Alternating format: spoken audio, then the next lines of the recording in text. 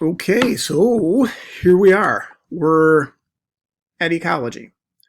So ecology is the big picture. It's how everything we've discussed for all of these weeks throughout the semester tie together. Ecology is looking at all the different interactions and understanding how all these different things connect. And if you impact or influence one aspect of nature or life or a population or an organism or whatever, that it ripple effects into everything else.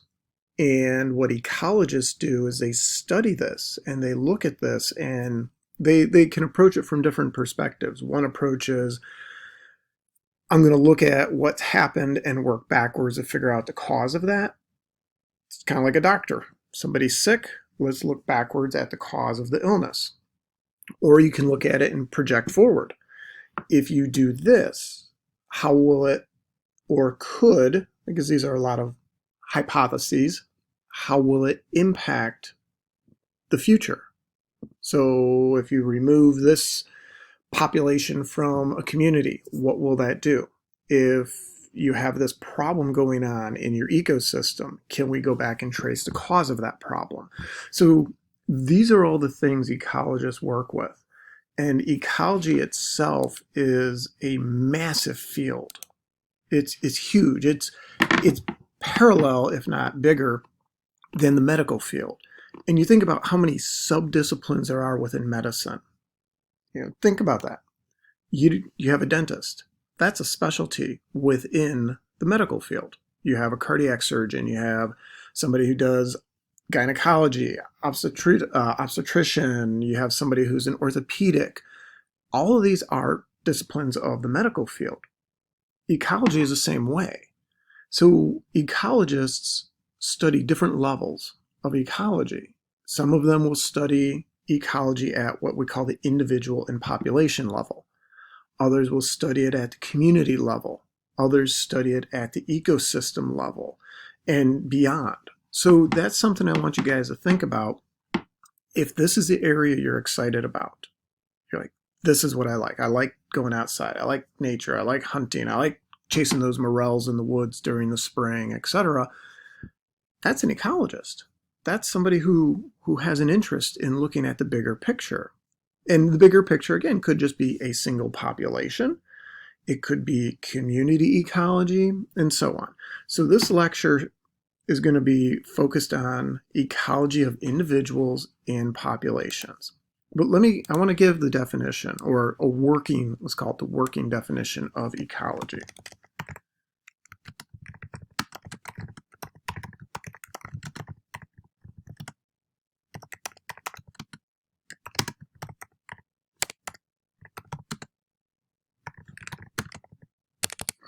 Okay, so again, this is just kind of a big, broad working definition of ecology. It is the study of the interactions between biotic, living, and then abiotic, non-living features. So we're just going to go, you have X here. How does X impact Y? Does Y impact Z, H, I, etc.? So again, we'll talk about these things like food chains. You got a basic food chain there.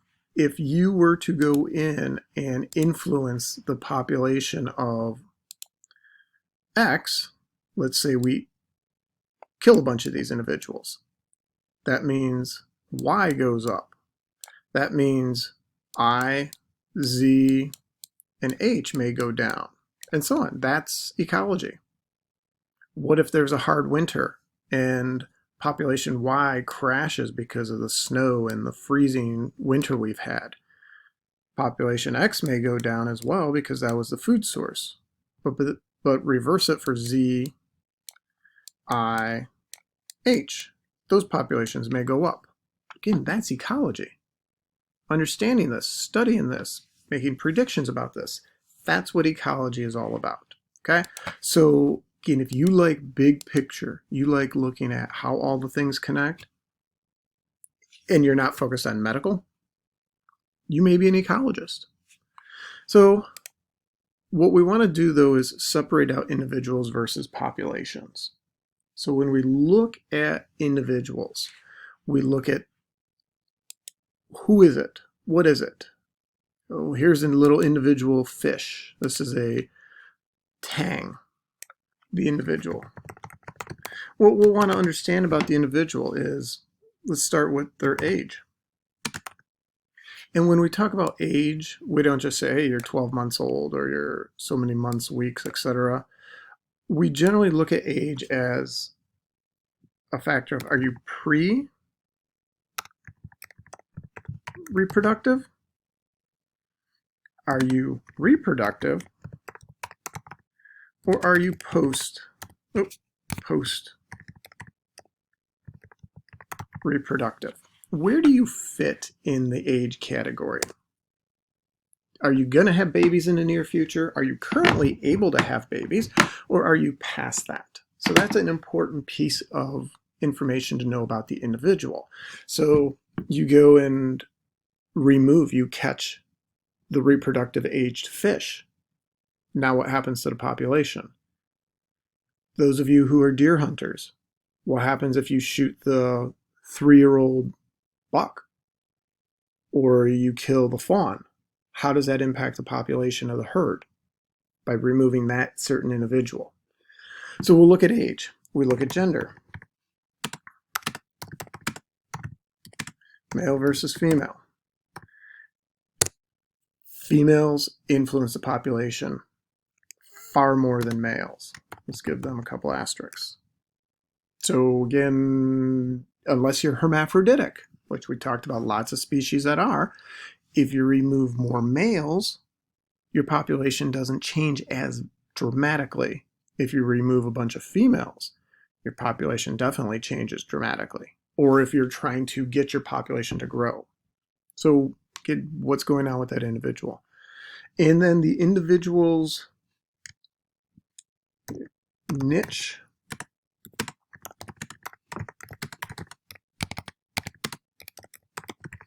What is the individual's role or niche within the population? What does it do? Is that individual the dominant individual? Is that individual trying to become dominant? What does that individual do within that population?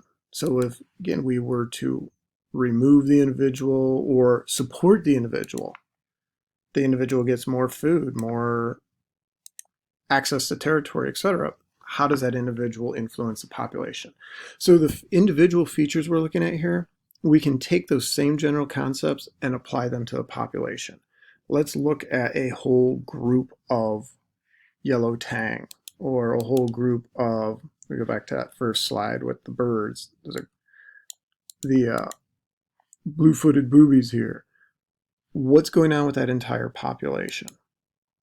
So how does that influence the bigger picture of ecology of the individual and then the population? Individuals, again, feed into the population when we talk about ecological interactions and impacts. So the environmental challenges, the abiotic features, play a big role in influencing the population. You may not have a single change in predators or in the population size of your prey, but the environment can all of a sudden make a big difference. And as climate change continues to occur, we see environmental factors stressing or influencing populations significantly. So environmental challenges have, over the evolution of the species, caused morphological and behavioral adaptations. Your species has adapted to a desert environment. Natural selection and evolution has played a large role in getting your species to evolve. And if you've evolved successfully and you're still there, great. You've evolved to those environmental challenges, those environmental factors. Let's just call them factors. That's probably a better term. So the temperature, the pH, the salinity of the water, the soil nutrients, you just build that big list. Those environmental factors influence your population. And as I mentioned before, species have to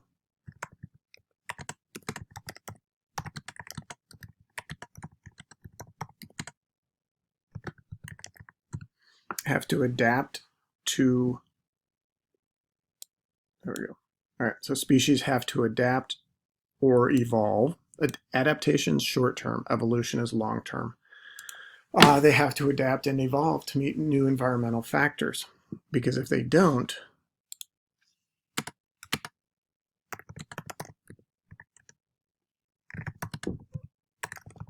then there's extinction. Species, the individual doesn't survive, the species goes extinct. So what I want you guys to think about when we're talking about a lot of the different phylum and the different groups throughout the last several weeks of lecture, environmental factors are changing. Climate change is causing these things to occur. And I stress a bunch of the groups in the ocean. The ocean is acidifying. The ocean pH is changing. That screws up calcium. That screws up the availability of calcium to be bonded to an organism to create macromolecules. That's going to impact lots of populations in the ocean. That's going to impact the entire ocean ecosystem. That's why I kept hitting on calcium, calcium, calcium throughout a bunch of the lectures. Now it's going to come back to us, and I'll put that picture together as we go through ecology here with what is happening in the oceans, the coral reefs, the populations of diatoms and dinoflagellates and all these other marine organisms, and how that's going to ripple affect, or I should say is rippling affect the marine ecosystem. So again, that's where we're working towards with this. So, okay, so as we look at populations, we want to study the population and look at what's known as the density of the population versus the dispersal of the population. So density and dispersal are important factors for us to understand when we look at populations and make predictions about what's going to happen to this population. Will it spread? Will it move to new areas? Or is the population going to contract and get smaller and smaller?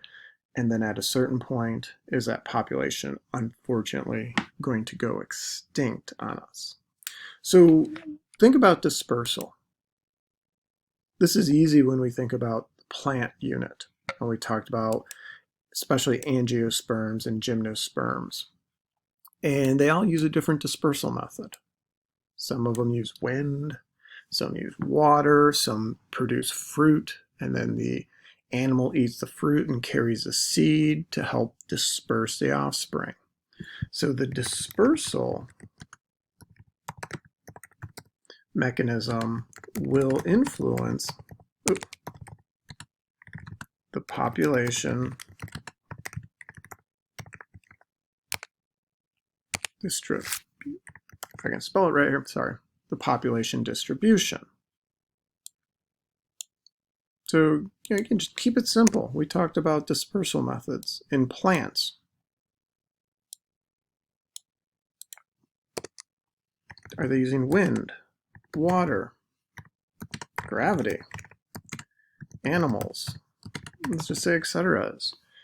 All different ways that plants find ways to disperse their offspring. The further I get my kids away from me, the more successful I am as an individual and as a population. Let's spread our geographic distribution, provided my kids can survive in the environment that they get dropped in. Now you think about animals, what happens when an animal population gets too big? The young get kicked out of the house. Go find your new territory. Go find a new place to live. That's part of dispersal. So, all right, we'll talk more about this in the next lecture.